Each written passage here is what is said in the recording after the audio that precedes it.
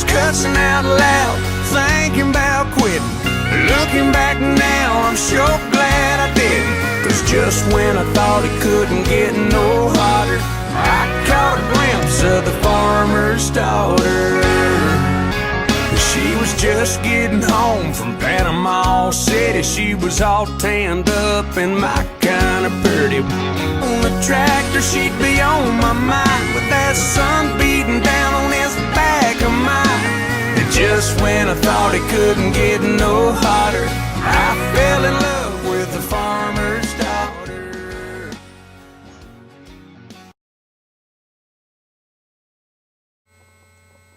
Hello.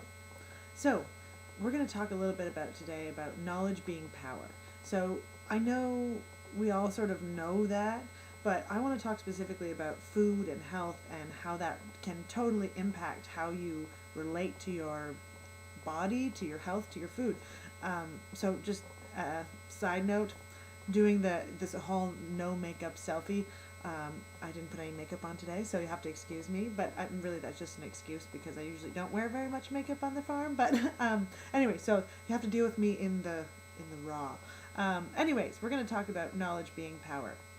So I realized quite some time ago that if I didn't know how to do something, it was like daunting and sort of anxiety ridden, and how was I going to even begin to take on all of this stuff that I had to do to change, go from point A to point Z, because there was so much stuff in between that I had no idea how I was going to do. So when you're making changes in your life and you're really taking on your health and really starting to own it and understand your body a little bit better, there's a whole lot of skills that are required to get from point A to point B even. So let's just say if you knew how to prepare soup, and as soon as you knew how to prepare soup in a way you loved it, you'd make a lot of soup because that's something you enjoy. It's like there's that learning curve that your brain just starts sending messages and you get really excited about it. So if you can get excited about the process of making food, that's gonna bring you way closer to your goals than if it's something you have to do and you don't really know, like, how do I make a smoothie that tastes good? How do I make a green smoothie that tastes good? And you don't know how to do it.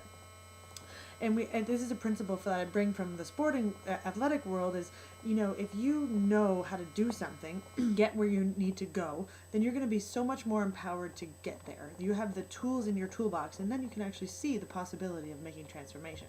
So I want to talk a little bit about, so I have a course coming up that we're going to do that's, it's called Kitchen 101. You're going to learn sprouting. So if you know how to grow sprouts properly, and you could do it, and you finally had like those skills, then you would probably grow sprouts, and they're chock full of nutrients. If you could make pizza dough, think how fast you can make healthy, quick, and easy food if you had pizza dough sitting in your freezer. Soup stock, proper, making bone broth, all of that super nutrient dense foods. We're going to talk about all of that and how to make, even the really fun part, deodorant. How to make homemade deodorant so that you don't have any of the toxins and other crap that you get when you get it from the store or other places. So that's what we're going to be doing. So I just want you to really think about, if you knew about how to do that stuff, it wouldn't sit as a, oh my gosh, I have to do all of that. It would just be part of your life, and you would feel empowered about it. There'd be autonomy. So knowledge is power, but knowledge is autonomy. Knowledge is moving towards your goals. Knowledge is a step in the right direction. So I hope that you'll consider coming hanging out with me for Kitchen 101, and we're going to do it on the farm, and it's the beginning of May, so right when spring is coming, there's lots of food, and everyone's ready to get out of this cold weather. All right, talk to you soon.